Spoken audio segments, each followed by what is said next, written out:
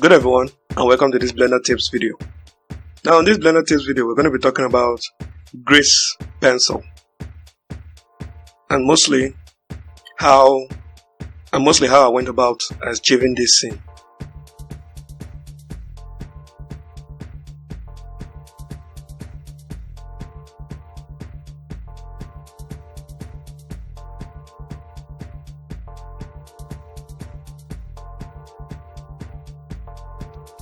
Alright, let's get on with it. As you can see, this is the blend file of that scene you just watched. This is the characters and the animation. It's a bit slow. For some reason, when you append a grease pencil to a scene, it slows it down. But if the grease pencil was in that scene and you animated with it, it doesn't slow down the animation. But once you append it into the scene, append a different grease pencil not made in the blend file into the scene, it somehow slows it down. I don't know why, but that's that.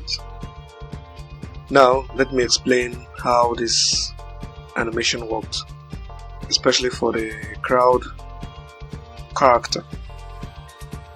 This dude, so you can see, this guy was appended from a different blend file, a blend file I made specifically for crowd animation. Now I have the crowd animation working, I have one standing and the rest. And this crowd animation, they're animated on trace. That means you move 3 frames, 1, 2, wow, it changes pose. Now this pose, count this frame, 1, move, 2, move, 3. It hasn't changed, move, pow, it changes again. So it's animated on trace.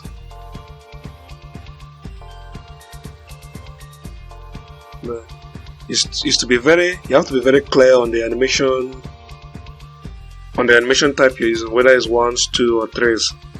But to save time, you could use 3s or 2s or even 1s. If you use 1s, then the next thing I'm going to explain won't really matter to you.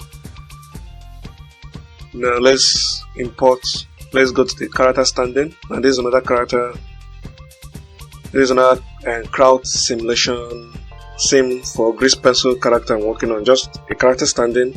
You can draw another one of a character taking a sip from a coffee, a character smoking, talking, just different activities to just import into a project and fill up your scene. And it saves time, and the characters are very editable. When you can change the colors, it's very easy to edit them. So this will save you a ton of work if you are in the 2D hand-drawn profession or interest or art style. Right now, as I bring this character in to the scene, let me off this and I'll explain what this does. As I bring this character into the scene, I translated it from one point to another, that is moving across the screen. As you can see, as he's walking, his leg is sliding on the floor. It's not really getting planted. And why is this happening? Well, it's happening because the character is animated on trace, and this translation I did from point A to point B, that translation was done on ones. So inevitably it will happen. It will slide because it's not in correlation. So now you're wondering how to fix this. You go here and click this button and make an action script of that translation. Since this action script have been created, I just have to Ctrl Z this stuff. That's already been created. This is the action script. As you can see, it's sliding as it's moving. Now since it has been created, you add a modifier called stepped interpolation. As you add that modifier, it is on tools. Now as you can see the character, it moves, it tries not to plant, it tries to fix the problem, but since it's obtuse, it won't fix the problem. And we know the character is animated on 3, so we go over here, make it 3. Now once we do that, it's still trying to fix the problem, but let's see the problem with it. Let's see why it's still sliding, or why it is sliding a lot. Okay, 1, 2. See, as you can see, it's already shifted. Okay, let's start from this frame. It's still on the pose and it's shifted while on the pose, so it's a little bit off, a frame off. Okay, now this is a new pose and it's supposed to be at this point in the translation. 1, 2 is still on that point. Now it's being translated while it's still on that pose, and so judging by that, you will know it's 1 pose off. So you go to the offset, go over here, add 1, and there you should fix that problem. Let's count, starting from this pose. 1, 2, 3. It's still there, and then it's translated. Now it can hardly be detected, but a little shifting, sliding is occurring, but it's not that noticeable, and it's a lot better than not using this stepped interpolation. Now these two are the same. I'm just going to delete this and go over here and activate this. As you can see, it's fixed the sliding problem, although it's sliding a little bit, but it's not as much as it did before. As you can see, it's sliding a lot, and once you put it, it fixes that problem. And the reason it looks kind of choppy is because of the low frame rates. Let's play. Alright, so that's done. Now there's another thing I want to talk about in this file, and that's this character. This is a grease pencil animation I made within this blend file.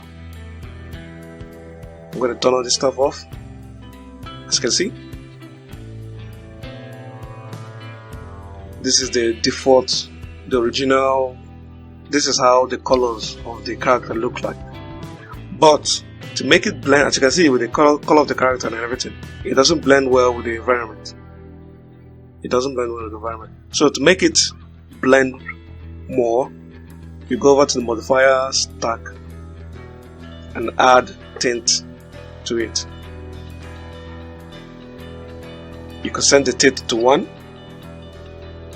You can set it to 0.1, but I use 0.7 to make it match the environment more. Now, if you notice something, the tint doesn't affect the highlight in the eye. Why is that? Well, it depends on the way you arrange your scene. Now, the highlight, if you go to the grease pencil object data properties, in the layer section, I have the highlight on a different layer, and I have the material for the highlight differently too. So why is this important? Well, you can go over here to the material section and select the highlight, or just go over to the layer and select it. And once you select the highlight, the modifier only affects that layer. But if you want it to affect every layer but that layer, you click this button to invert it. Now every layer is getting affected but that layer. As you can see, so it looks well. Now this is the hue saturation over here. Now why do I have this here? To explain that, I need to go over to the visual effects properties. Now the visual effects properties, once you add it, if you're new to Blender Grease Pencil, once you add this, you don't see anything. And you're wondering why, and these visual effects properties have a lot of things in it. Flip, glow, even wave distortion to give some kind of waving movement to your character. And once you add this stuff, Once you add the effect, you won't see it except you hit render. Then you will see the effect. If you don't hit render, you won't see it. And they changed this within the making of 2.8, and I really got confused until I tried to render the animation and I then saw the effects taking place. So that's how you figure it out. Now let's go to the render. As you can see the render, the rim light is affecting the character. And you go down to the shadow layer. I have a different layer for the shadow, like I did for the highlight. Yeah, here's the shadow layer. Sorry. This is the shadow layer. As you can see, the highlight is affecting the shadow. Now, if you live in the real world, this doesn't happen. I don't even know if we have. Yes, we have rim lights in the real world, but this doesn't happen.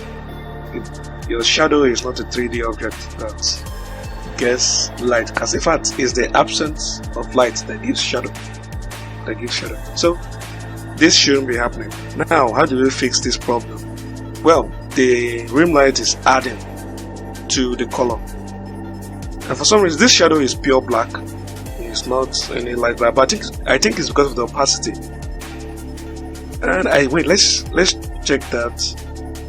This is the 5th time I'm recording this thing, but let's check that theory out anyway.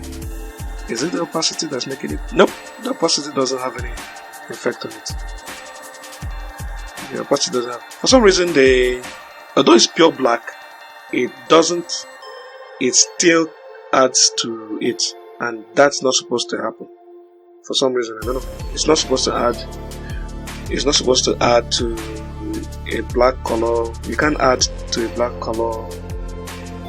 You can add to a black color, something like that. I think that's how it works in Photoshop and other editing software, but I don't know. It's not supposed to add to it, but it's doing that. So how do we correct it? Well, you go over to the modifier, hue saturation, and add hue saturation. When you go to hue saturation, when you go over to hue saturation, set everything to 0. Value saturation hue 0. Now you select the shadow layer, so this hue saturation will affect on it. Now the hue saturation is making the shadow layer extra black and extra dark. And once you do that to the shadow layer extra black and extra black or something, I don't even know how it works, but once you do this to it, hit the preview. Pow! It kills the rim light. The rim light, it makes the visual effects area see that as pure black and won't add anything to it anymore. Will it be because of this max color? Let me check. If I change it, will it affect it? Yes. Oh, it does affect it. Alright, so the reason that it does that is because of this max color right here. Since the max color is set to black, although the shadow layer is originally black, it doesn't acknowledge it. But once you go over to this modifier and make it black, it then recognizes that it's black and stop affecting it. So that's good. So what else? Well, that's everything that has to do with this project I worked on. Am I missing something? Oh, right. Did I explain? I've made these tutorials many times. This is the 5th try. I keep running into problems. I used my last screen recording and it doesn't get the frame rate right. It's just the audio and visual is not synced. It's just messed up. I'm now using OBS to do this recording and it's working very, very well. OBS recording. I think it's free. I got this OBS from a link Andrew Price shared on his Twitter page. So that's where I got the OBS from. I think even Twitch users use it. So that's what I got the OBS. Now let me explain how I made the backgrounds. Sorry, let me run it back. The backgrounds, I rendered 3D. This background were modeled in Blender, and I rendered it out, edited it in Creator, and then imported it as an image plane, and then parented it to this material, to this empty. So I parented it to this empty. You go over to this section, set it on flat and texture, so you can see the textures on it. If you leave it on studio, it looks funny. You leave it on mocap, well, it still looks funny, but put it on flat is perfection. So how do you make it work? Well, with each time you need a scene, you move the empty and bring the background you want to each scene. I wish Grease Pencil had a better way from doing this, because I can't make this level of it. In fact, in some of my animation, I tried to make the background using Grease Pencil, and it became so heavy for my computer to carry. So just making these planes and bringing it into Blender will be a very fast way to work. And plus, you can add a lot of details you can add a lot of details you won't be able to add using Grease Pencil. So, and that's the way. Now you want to see the model. This is the model. There it is. I might be giving this model out on my blend swap. Yes, everything here is 100% made by me. Even this sideboard, these billboards and the rest, they're all made in Krita and then imported into this. I use as texture files on this, so I can give this out for free on my blend swap. That is, if you guys want it. Actually, the glass is transparent, and so you can see inside. The inside has lights and everything. So yeah. So after I rendered out the stuff, I brought it into Creator and then edited it heavily to give it the look it has. So this is the render from 3D, oh my gosh, this is the render from Blender. Yes, that rhymes. This is the render from Blender. I brought into Creator and then added the shadow layer, the portal shadow, made the portal black, and then put some reflections on it to make it look like it's water. And then added the last one. So I did similar. I made some adjustment like this to all the render that I got from Blender.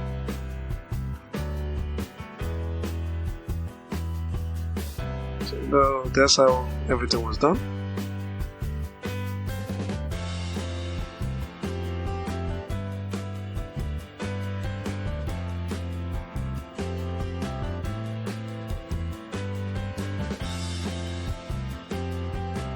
Oh, right. Sorry, I explained this in the previous videos I've done. I almost forgot to explain it. Now, as you can see in this layer, there's a gradient here. If you don't click this button, clicking this button makes the bottom layer in that folder, in the group folder, makes the bottom layer the max. So it traps every effects you're doing inside that folder, so it doesn't leak out. So that's what I did for most of the background stuff, including the sky, and then the final touch, and also this similar stuff for this too. So after all this was done and the animation was rendered, I brought it into HitFilm Express. As you can see, HitFilm Express is the free version of HitFilm Pro, and it's an awesome tool. It's like After Effects. It's similar to that, but some of the paid functions, some of the advanced functions are on the paywall. Like, for example, there is a function here that I wanted to use before. Generate. Yeah, generate has a lot. Oh, I can't remember some, but very few of them are under a paywall, but you can use mostly all of them. Very few under paywalls. I can't point them out, so I can't point any out right now, but very few under paywalls, and you can make awesome effects with it. I just import everything here, do my compositing and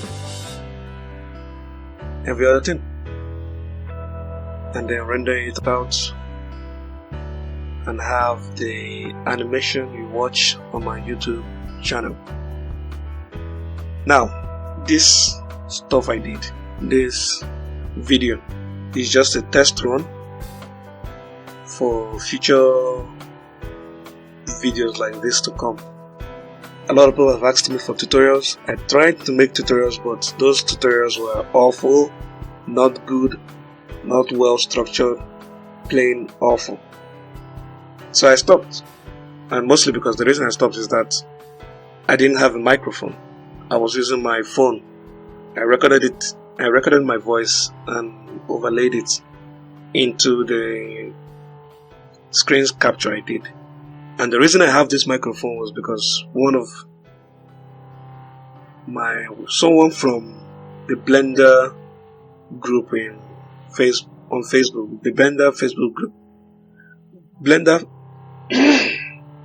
someone from the Blender Facebook group saw my videos and saw my bad audio quality and decided to, hey, let me get this guy a microphone to use. He bought it from Amazon and sent it over here to Nigeria, which I was surprised. I didn't know that Amazon shipped to Nigeria, mostly because I have never bought anything from Amazon. So that was a pleasant surprise, and I would like to thank him. His name is John. I can't remember his last name. Oh, this happened last year. John something. It's not John Snow. It's not John Snow. I've seen the memes. I haven't seen the show. So it's not John Snow. It's something John something. I don't know that his name. But he got the microphone, and I would like to thank you again if you're watching. Thank you. It's very helpful, and I plan to make a lot of tutorials. Well, as soon as I get comfortable making this, I'll make a lot of tutorials. So this is just a tips video. It's not a tutorial, so don't hope to learn anything from it. This is not a